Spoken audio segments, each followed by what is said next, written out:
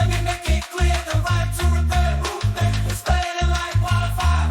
In the city streets to the rural farm field, winning man free, no more overshield. Ecological vision, that's our mission. Fixing broken devices, reducing the waste pollution. We've been drowning in a sea of planned obsolescence, but it's time for change. Rise up, no more hesitance. Back in the USS.